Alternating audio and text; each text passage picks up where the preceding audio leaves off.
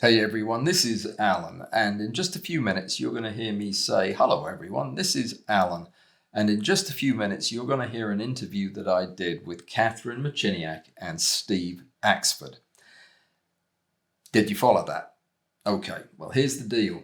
I will be saying that because I do introduce the interview, but the interview goes far longer than I thought.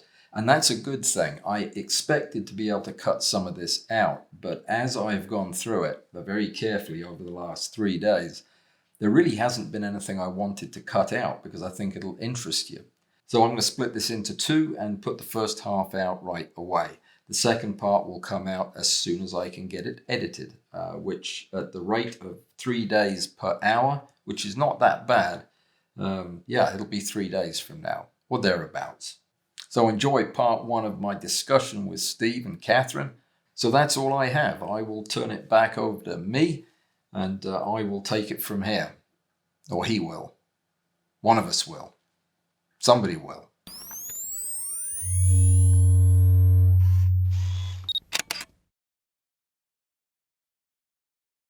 Hey everybody, this is Alan. In just a few minutes, I'm going to introduce you to a couple of Australians that you really need to know if you don't already. Steve Axford and Catherine Machiniak. These are two motivated, bright, brilliant, artistic people, and they work together fantastically. They are truly a powerhouse in Australian fungal photography, but I'll let you see that for yourself. This is a fairly long video, and I'm leaving it that way because this was a fairly long conversation, and it was a long conversation because we were having fun. A huge thank you to my Patreon supporters. You guys make all of this possible. If it wasn't for you, conversations like this simply wouldn't be happening. So thank you very much. I do appreciate it. So with no further ado, let's head down under and meet Stephen and Catherine. When it rains, everyone else goes inside, then I go out into the rainforest, because the rainforest is at its best when it's raining. You see the most beautiful things then. And the best time to photograph mushrooms is when it's raining. This one's, it's about 1 centimetre from the base of the stem up to the top, so they're very tiny mushrooms. It's a mycena, which generally speaking means it grows on wood. It's got these fine hairs growing all over it, and the little water droplets collect on the hairs. This one's an icicle fungus. It's found that in Victoria. It grows in thick clumps on a dead tree stumps and things like that. Yeah, this is one of my favourites. It's a type of truffle, and this is the first time it's been discovered in Australia, and it's bright blue. It's about 2 centimetres across. It's the sort of thing you see on the path and you think that someone's dropped a bit of blue plastic. It's so bright. It's a stunning mushroom. Anything that's that colour. Blue is a very unusual colour for mushrooms, and that one is particularly blue. These are my other favourite mushrooms. These are the luminous mushrooms. These ones are really bright, that if you've got to pick up a stick with a bunch of them on it, you can see your way at night by them. These ones, I'm not sure what these ones are.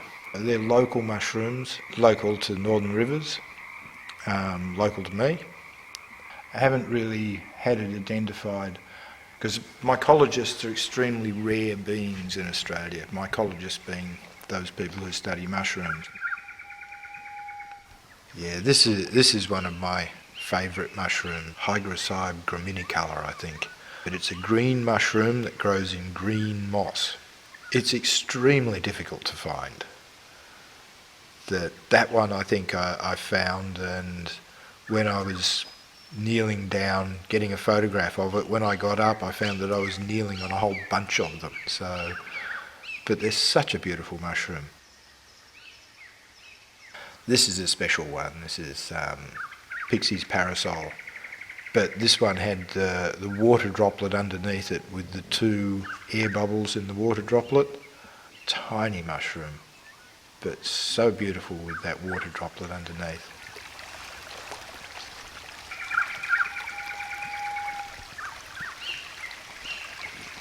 A lot of people think I've got a fungi fetish, but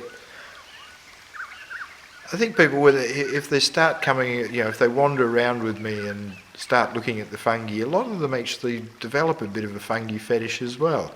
It's a contagious thing because it's something that's there's so much of it around us.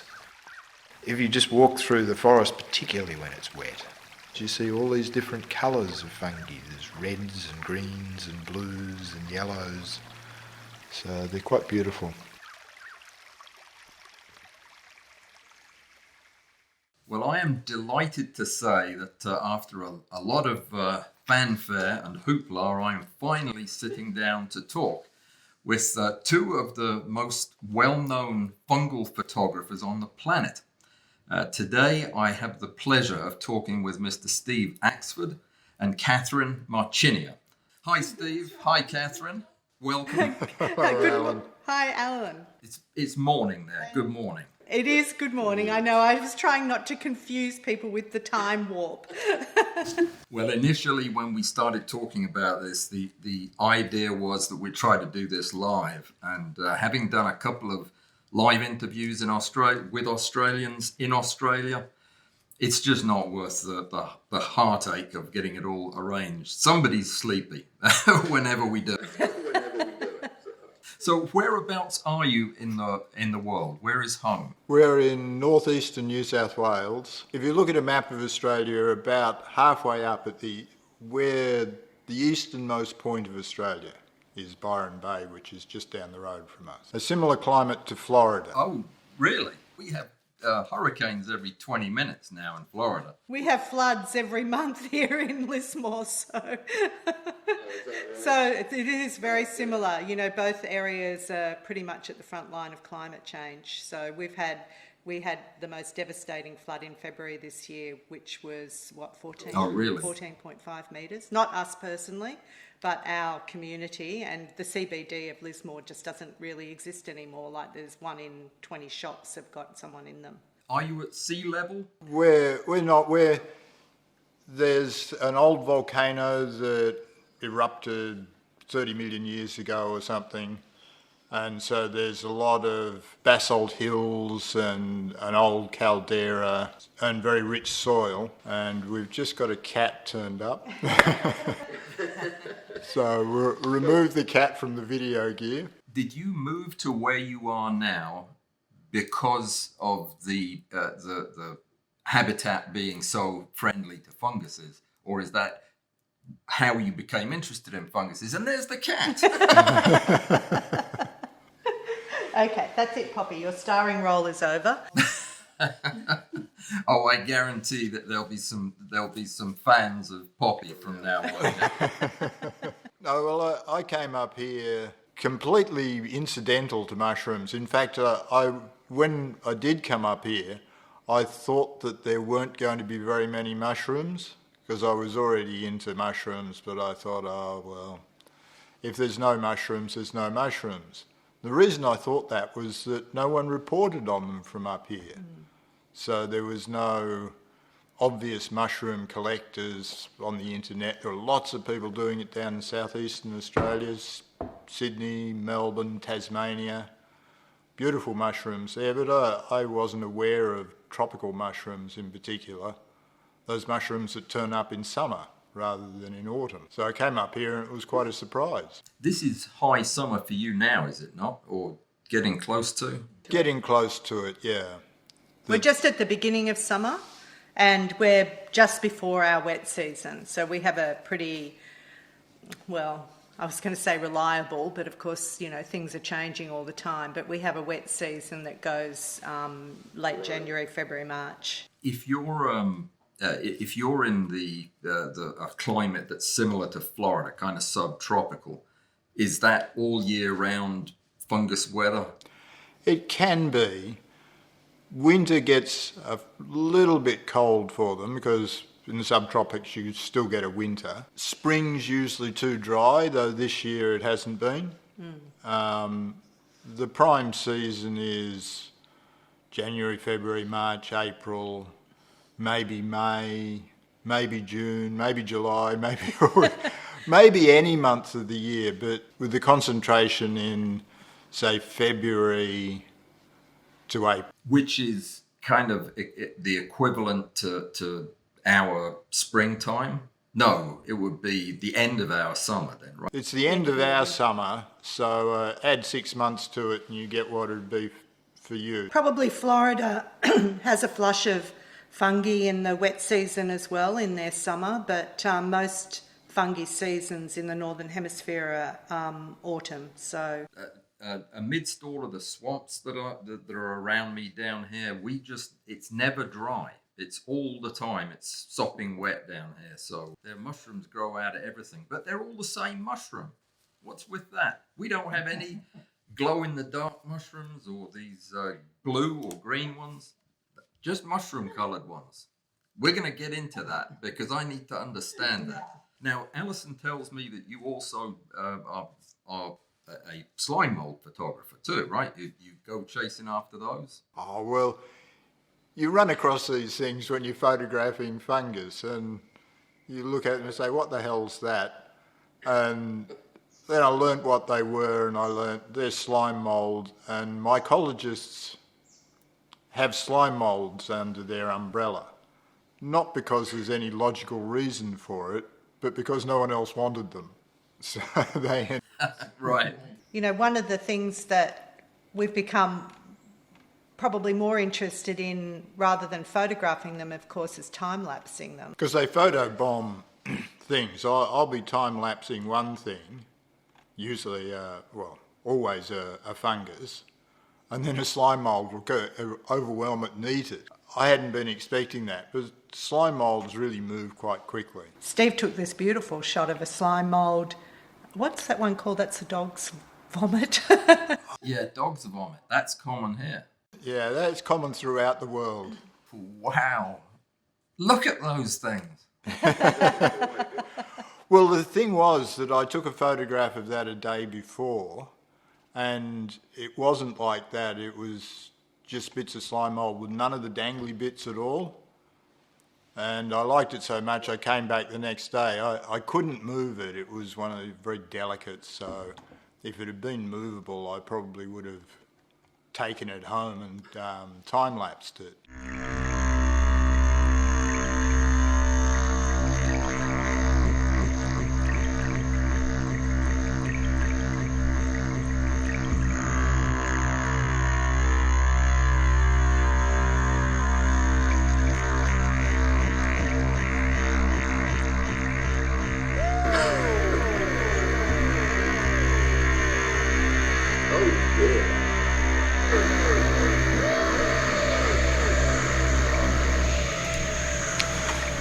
The first one there, the intention was to time-lapse a slime mould. The frog jumping in, well, that was the frog's decision, and the little spider coming in and out of the hole there, I hadn't noticed that before because, of course, if you go near it, the trapdoor spider hides, only comes out when there's no noise or vibration around, and gets himself on video. So yeah. we love the fact that these critters just photobomb our time lapses. It's amazing. Why are the mushrooms dying when the slime mold? Well, the slime mold's going around and gathering free food, if you like. So if there are carbohydrates sort of floating around, presumably there are nutrients that the slime mold's eating, and nutrients that are necessary for the mushroom to grow. The slime mold probably isn't eating the mycelium. Over what period of time does a time lapse like that take? Well, those are quite quick because the slime mold, when it usually goes in a matter of hours. That mushroom didn't take 2 days to die after the... Probably took a week or so to grow. Yeah, it would have grown slowly, and then suddenly the slime mold comes along and whoop, it's gone. Yeah, they move terribly fast. I mean, all things considered. You can't see them move though, can you? You can't see them move, but if you go out and come back in 10 minutes, you go, oh, it's moved a bit. Which with a mushroom is pretty difficult. Now tell me, what was it about mushrooms that got you started? I mean, The colour. that has to have a story. You're going back to, 1998 actually. My then partner died of cancer. I got a life-threatening disease. So I was a bit miserable for a time. I went through chemotherapy and got out the other side and decided I really needed to get out there and do something. So I started bushwalking and exploring wild places by myself. So I'd go on these long bushwalks by myself. Though the photograph on the top of the mountain there is obviously taken by someone else. I ran into some other people munching up the mountain. So So beautiful. as I'm making my expeditions out, I came across this purple mushroom. I'd never seen a purple mushroom before. My view of mushrooms was probably similar to yours, things that grow in the field and you throw in a frying pan and fry them up and eat them. But nothing particularly beautiful looking, just fairly drab browns and greys and things like that. So to come across a bright purple one was something quite different. So I started looking for other mushrooms then, and surprise, surprise, I just kept finding more and more and more of interesting mushrooms. Gradually became hooked. I gradually, it took me a long time to really start learning much about them. Initially I categorised mushrooms on their colour. So I'd have red ones and purple ones and so on. Little did I realise that colour is possibly one of the worst ways of categorising anything, because colour can change. You can look at one colour in different lights and it comes out as a different colour. And also in mushrooms, there's one mushroom that we've been tracking now for a decade, and it's blue, and we just found a pink one. Actually, it's down on Lord Howe Island, and a mycologist said to us when they test the DNA, because we said, we think it's probably the same species as the blue one, and the same genus as the blue one, and they said it may even be the same species. Maybe the colour is incidental. So, we just, until we find out, we don't know for sure. But it was an interesting comment that a mycologist made. In your travels, is it your experience that mushrooms of like this only are found in the Pacific? In Australia, we don't have these, do we? You do have colourful mushrooms. I think you probably do. I don't think so. Well, we know for sure that there is a glow in the... Anyway, that's probably getting down a little bit, but there is a glow-in-the-dark mushroom in the States. We do in our fungi network, we have a fairly big following on Instagram in the States, and people do post some nice colourful mushrooms. Well, they must be keeping them well hidden. Old growth forests are a good thing to have with these mushrooms. And by old growth, you mean hardwoods predominantly? well, it means the original trees have never been cut down. Pristine forests. So there's not a lot left. Certainly in Europe, there's very little left. I don't know, the United States, there's certainly some. But a lot of your forests are northern forests, so there's no reason why not. I think some areas you do get, so the Pacific Northwest in the United States, you probably get some.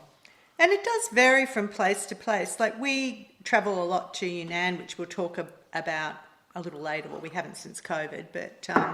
and they have tropical rainforests there, which we spend time in. And interestingly, they have more of the mushrooms that are connected to the roots of trees, mycorrhizal fungi we call them, as opposed to, they do have the saprotrophic, which are the ones that recycle wood, but we tend to have much more, like the balance is different. They have more mycorrhizal, less saprotrophic in the forests that we've been in, and we have more saprotrophic, less mycorrhizal in our rainforest. So interesting kind of, we don't really know why. Might be the soils, might be... Probably the soils. We've got very rich volcanic soil here, so possibly the trees can find the nutrient more easily. So they don't need the fungi as much as on their roots. Yeah. What would you expect to find in a swampy environment if you were to go hunt in swamps? We don't go hunting in swamps a lot. I don't know that I like damp feet that much. Crocodiles, mosquitoes. Yeah, very rich in mosquitoes. Lots of those. Well, that explains why I don't find any mushrooms. We're planning another trip north to the tropics maybe early next year, so we can answer that question then. But we see a lot of colourful mushrooms particularly in old growth areas. How do you look for mushrooms? What is your routine? Is it an all-day thing? You go together, or you on your knees? And how does it work? Well, around here we've got certain areas that we know are good mushroom areas, and you just have to keep going back whenever it's likely, because depending on the weather conditions, the two main things are temperature and how wet it is. What's the perfect day to go? There is no such thing as the perfect day. Well, I haven't managed to put my finger on it yet. That we'll go out after rain in general. Usually it takes a few days. We have rain here, but we also have rain events. I'm sure you have the same sort of thing where you'll get rain sort of pretty well for a week, maybe for 2 weeks or more. That's the time when you really get mushrooms. But most mushrooms like the temperature. Around here, most mushrooms like the temperature around 25 degrees centigrade, whatever that is. Who knows? That sounds cold to me. That's warm. Oh, well, warmish. Warmish. There you go. So they don't like it over. They don't like it over around 34 degrees. That's too hot for them. So that would be about 90. Yeah, 95 or 95 degrees. Which is, of course, why human beings don't have a lot of mushrooms growing inside them, because we're too warm. Which is good.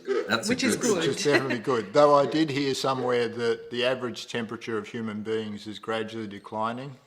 So at some point we'll hit the mushroom temperature and fungal diseases will become a major issue. I'm sure. But interestingly, it varies a lot. So, this year we did a trip out to the Flinders Ranges, which is the desert area of Australia. So people don't think about deserts as having fungi, but in fact, almost all the plants in the desert rely on fungi to source nutrients and water. So even though a lot of that fungi won't create a mushroom, so that's the thing, rarely create a mushroom. It's there. It's just under our feet all the time. But we did locate a fairly classic desert mushroom. Well, it's a false puffball. It produces copious amounts of spores. My goodness, I've never seen a mushroom that produces so many spores, but I guess it's a survival mechanism strategy because it's a desert mushroom. It's not an attractive mushroom, by the way. No, it's not. A lot of the desert mushrooms aren't particularly pretty. They're hardy, but they're not pretty. Yeah, if you're a mushroom photographer, the desert is not the best place for beautiful mushrooms. There are mushrooms there, and fungus is very important, but they're not really beautiful. Oh, so this is only in Australia's arid areas, this mushroom. Oh, Podaxis pistillaris, that's what it's called. And there's variations of this theme in other places of the world, but this one is unique to Australia. Had it been raining before you visited this spot? It had. So you might have a hyphal mass that extends over an acre and just have one or two mushrooms show up. I think in the desert that's probably not likely. I think in the rainforest you can get huge areas that might be the same, but I think But, we did see mushrooms in this area that were probably 4 to 6 metres apart that might have been Yeah. from the same mycelium because there was only one tree. yeah, and you get an old watercourse when it rained, the water would come down that valley, so then maybe the mushrooms underneath, the water would survive underground a little bit longer than elsewhere. But we were very pleased to find this mushroom because there's a beautiful photograph of a First Nations man in Central Australia holding this mushroom, and they used it for some medicinal purpose. So it was one of the very first recorded desert mushrooms in Australia. Oh, it's a hallucinogen? No, it's not. No, they used it for, I can't quite remember. Not all mushrooms are hallucinogenic. Very few of them, in fact. My viewers are going to want a list, though. Oh, excellent. Now, you when you describe the way that a mushroom may be spatially separated from another mushroom, do you ever use your knowledge of what the mycelium does to actually look for the next mushroom? Do you ever follow the edge of a mycelium track? Can't say we've ever really done that. We do, when you find a particular specimen, say that purple mushroom, then you will look in surrounding areas because they do grow in patches. In our forests, we tend to find 4 different types of fungus. Primarily, we find saprotrophic fungi, which is the fungi that recycles wood, and Or dead, things. yeah. The recyclers. The recyclers of the forest. I love this photograph of yours, actually, where you can see the mycelium and the mushroom on a piece of wood, on the underside of a piece of wood. That the cotton appearance, that's the mycelium. That's not a secondary mold or anything like that. No, that's the mycelium of the mushroom. Most of the mycelium will be inside the wood, but sometimes it grows on the surface or even grows into the air like this one. And These mushrooms at the bottom don't realise they're upside down. Nobody's told them, so that. How strange is that? I always try to get, when I take a photograph or when I develop the photograph, I always try and get the mushrooms growing upward because it irritates me seeing mushrooms growing out sideways because I know they will never do this in nature. But then sometimes you take photographs from underneath them or whatever. Whose idea was it to start looking over your head for the mushrooms? I mean, aren't you normally looking down? Most of the mushrooms are down. But you'll see trees, and mushrooms growing quite high in the trees. It's rare that I'll actually photograph them, but... In dead trees. Yeah. There's only a few mushrooms that seem to like growing on Well, Cytaria. Yeah. But they live around the root systems of living trees. Yeah. Well, now that brings us to the second type of mushroom. There's the saprobes or the saprotrophic mushrooms, which are the recyclers. And Like then, the beautiful photograph of the Mycena viscido cruenta, which is, I just love this photograph because Steve left the leaf, there's always a temptation to do a bit of house cleaning. But I think on this particular photograph, leaving the environment, the leaf, with the red mushrooms was just makes that photo. That's beautiful. so you've got the saprobes, the ectomycorrhizal, which grows on the roots of trees and is in a symbiotic relationship with the trees. The fungus provides minerals, water in a lot of cases, all of those things that the roots of the trees can't get at. Like an average tree root might be 1 millimetre in diameter, and the mycelium or the hyphae from fungi is, I think, 5 to 10 microns. So we're talking about a big difference, and the fungus can get into rocks get into the cracks of rocks and extract minerals and provide the tree with minerals and water, and the tree provides the fungus with carbohydrates. And the tree will actually grow at about twice the speed with fungus than without.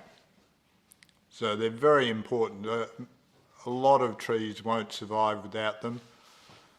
Not all trees are ectomycorrhizal, but when you consider that things like pretty well all pine trees, all eucalypts, lots of the other the temperate forests are purely ectomycorrhizal.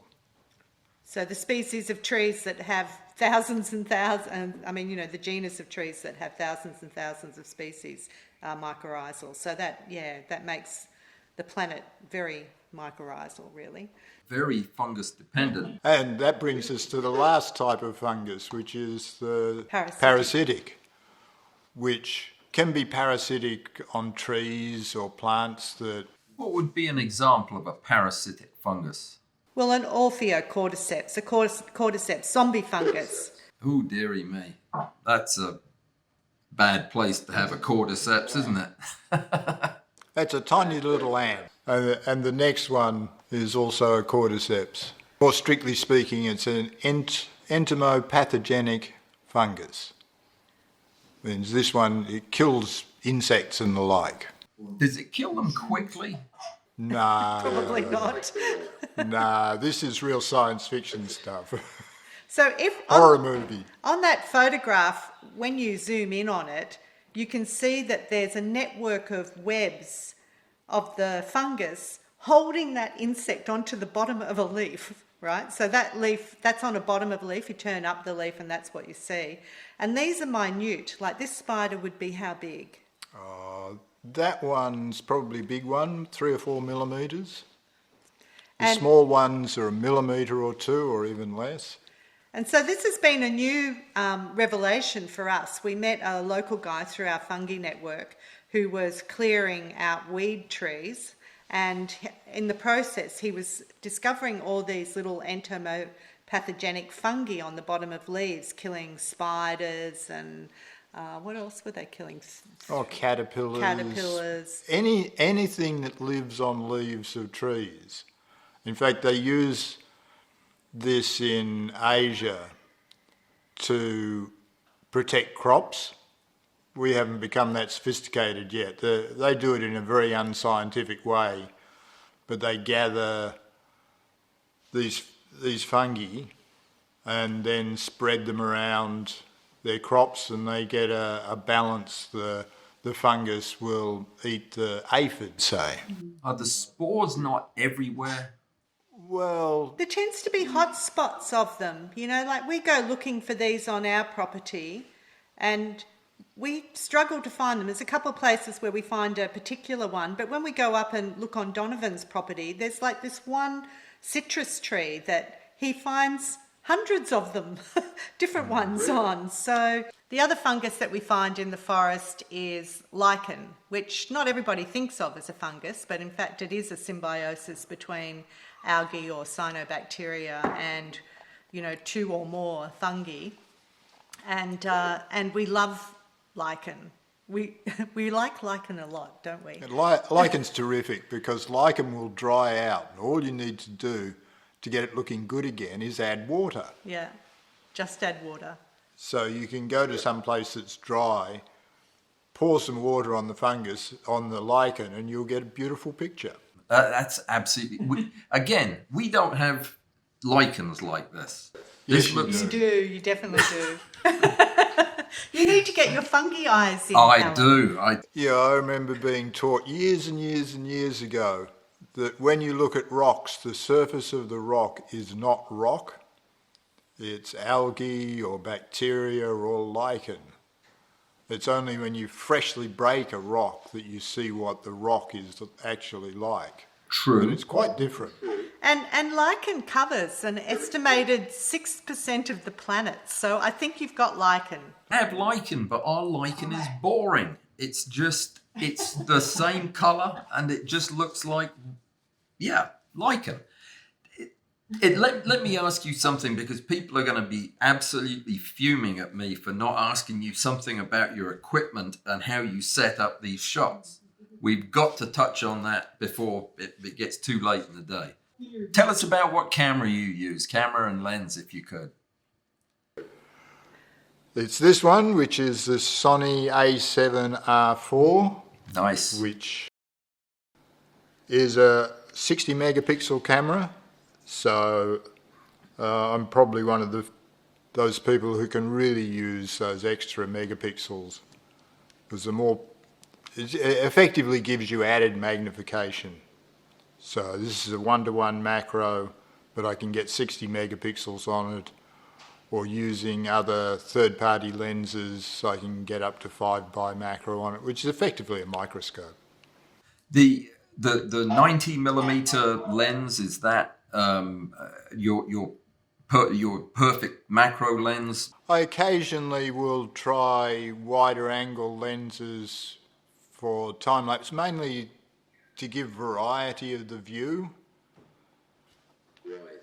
But for out in the field, this seems to be about the best. In the past, I've used 180mm lenses, but it's good for insects, but not so good for mushrooms. You find you run into a tree as you're trying to get far enough away. So 90mm it's pretty good, actually. Lovely. And you're a Sony you're a Sony ambassador, right? Yes. Congratulations. Prestigious. They like my pictures as well, apparently. Yep, that's the idea. Excellent. We should go over the rest of Steve's equipment. We should. Let's see what you got. I got a knee pad. I've got one of those. It's a gardening knee pad. Yeah. We used to have a... Nice and lightweight. You used a little baby surfboard, a kickboard for kids in a pool. Just something to protect your knees from the mud and sharp stones. But quite handy. Aluminium foil. This is our lighting. Really? So do you want that? Yes, really. For stills. You don't carry flash in the field? No. Oh, my goodness. Well, that's a surprise. All of these photographs that you take, the outdoor ones, you're doing this with natural light only and reflected? Pretty well, yes. That's incredible. So tripod is really essential part of the kit. But in the rainforest, it's quite dark, so it's different for me because I'm shooting video, and video you're restricted in terms of your shutter speed. So I do take lighting into the forest. Depending on what I'm doing, I'll take the light that I've got an LED panel up here that I'll take in, but I've also got a whole lot of little battery-powered LEDs panels. They're only about this big, and I'll put them around the mushroom. And that will usually, with the A1 particularly, because the ISO is so brilliant, if I shoot on 1,000, anywhere from 800 to 1,000, I don't really like going above that because I think on a big 4K screen you can see the grain, but that lighting gives me enough because I'm working on a macro usually. Yeah. Which panels do you use? So I usually use the small ones. Yeah, so I take a track into the forest when I'm doing a lot of fungi for film. I'll take a little track into the forest. I take my little LED panels.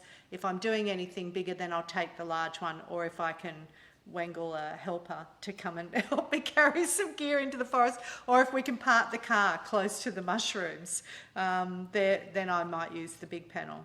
Do you have a preferred brand for your lights? Because people are going to ask. Well, I do like Lau lights just because they're affordable and they're lightweight and they have various panels. But the little ones, no, I just buy Chinese. We don't use dimmable lights because they're... they dim themselves automatically sometimes. Yeah, that's right. You get a flicker. And they flicker terribly, Yeah. Yeah, well, they're controlled by current switching, so the current goes on and off rather than just goes down. Yeah. So they're a bit of a mess when you come to process them afterwards. When you go out then for a day of mushroom hunting and photography, you're going with a camera, a roll of tin foil, and something to kneel on. Tripod. Not even a roll of tin foil. I usually fold the tin foil up to a piece about so big, put it in my pocket, and then I've got the camera and the tripod and the kneeling pad. A whole roll of aluminum foil sounded funnier though. It really did. I could see it. What kind of tripod do you use? I use a Gitzo tripod. Now, Gitzo is horrifically expensive now. Yeah. And they don't make this tripod anymore. So it's the only tripod that I know of that has complete flexibility. Catherine's just bringing. Oh, lovely. Is it the Mountaineer? What is the... It was called a Traveller. Traveller, yeah, right. And they've stopped making it? Yeah. They stopped making it. You can adjust this so the centre column goes off. So you can actually get the camera sitting on the ground. So you can adjust it to virtually any position. Now, various people make something that's almost as good but not quite. I think Benro do, Newer do. There's possibly some others. I suspect Benro is probably one of the best at the moment. But this one's an old one. Its price when it was last selling, I think, was $1,200, something like that. You can buy an equivalent thing from Newer for 100, 150. I'm not sure it's equivalent, but yeah. Well, it's not too bad, actually. I've got one, and I've got to say, it's okay. Benro is... I haven't used the Benro one, but I've got plenty of Benro tripods, and they'd be okay too. But this Gitzo one, no longer made, unfortunately. That's a shame. It's beautiful, though. It is. We don't know what we're going to do when it...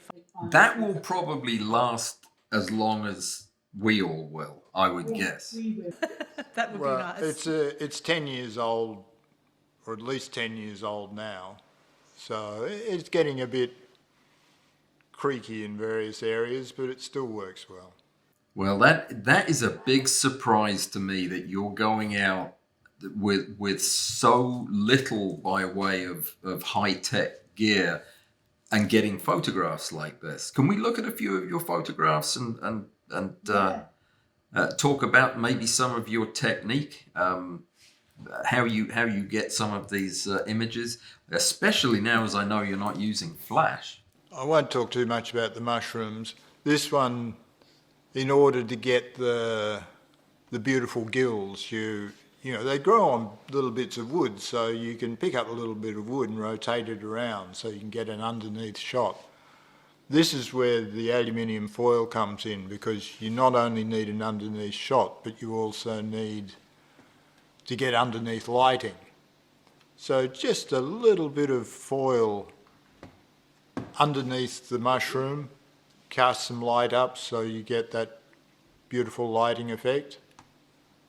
You're not getting much light there, though, are you? In the forest. Well, you can take 30-second exposures if you want, though I almost never do now, because on this camera I'll up the ISO to 400 or 800, and you really can't tell the difference. Well, I can't anyway. The problem with taking really slow images in the forest for a focus stack is that things can change. Yeah, it takes too long. Yeah. If you've got a 30-second exposure, and I use noise reduction. Oh, yeah. Right, my Nikon does that. It takes forever, though. A 30-second exposure with noise reduction will take minutes to process. Yeah. Well, it doubles the time. So 30 seconds, and then... Now, I must admit, I've never done a really accurate, tried to work out how effective this is. But I know it does reduce the noise. So I usually use that. So I don't want to take 30-second exposures, but I don't mind taking, say, 2 or 4-second exposures, because them doubled is, I go to 4 or 8 seconds. That's not a big problem. And the focus stacking, which is something that is absolutely necessary for this type of mushroom, that, say, these golden ones are probably 1 centimetre across the cap, maybe less, maybe a little more. But at that sort of magnification, you've got to have focus stacking. To get the thing in focus. You can have these, beautiful blurry images that might be visually okay once or twice, but don't show the mushroom properly. So you need the focus stacking, and I've found that few people do focus stacking in the field, except with cameras that automatically do it, which are coming along now, which is great. But Steve doesn't take a track or anything like that into the field. He just manipulates the focal ring. Well, that is the correct way to focus stack on large subjects. I mean, if it's bigger than the entrance pupil of the lens you're using, you should use the focus ring. So that's why they're so good. But how many pictures would that be, Steve? 4, 5? Most of them are, about 5. They vary a bit depending on how deep the field is and so on. Do you ever use a focusing rail in the studio, for example? When I'm taking really small specimens, say the entomopathogenic fungi, where you've got a fungus which is maybe 1 millimetre or 2, or something like that, and like a spider, it's got legs all over the place and it's as wide as it is high. And then I'd use the focusing rail and maybe even take 100, because you can. And it's always better to take more than not enough. And we do, and like you, we use stack shots for that. We have, enough stack shot rails. What do you stack using? Which program? Somebody's going to ask. Helicon Focus is what I use. Now, I watched your presentation with Alison and talking about Zarine Stacker. I haven't used Zarine Stacker, but then again, I have most of the time now, I'll just take the stack, put it into Helicon Focus, and take the output. No adjustment whatsoever. Quite different for me though, because the photography that I do in the field, I could never compete with Steve on fungi macro. She hasn't tried. I don't want to try. I mean, I think he does it just so well. I couldn't even go there. But what I do is, I used to do a lot of landscape photography in panorama. So I have an architectural lens, a tilt-shift lens. Tilt-shift lens. And so I've introduced fungi because when we're out in the field, so I say I do landscapes with fungi, but I haven't come, Helicon Focus really struggles with that. So I usually end up going through each of the layers in Helicon Focus. So I do one stack in Helicon Focus, and I go through and just, touch up all the layers. And similarly with the next one, which is this beautiful bridge grown from a banyan fig tree in Megalia. And then there's just that little fungus on the left-hand side. That's a fungus? That's a Xylaria fungus, yeah. That looks like an alien of some type. So yes, so I could try some other focus stacking programs, but yeah. We've got Helicon Focus. It works brilliantly for what I do. Well, there's one thing you cannot argue with, and that is your photographs are breathtaking. So however you're getting them, you're doing it right. So Yeah, we only do a little bit of that because, quite honestly, they take too long. I can go out into the bush and, one stack, at best it might only take 5 or 10 minutes, and then I move on to another one. In China, I think I've done 100 photographs in a day.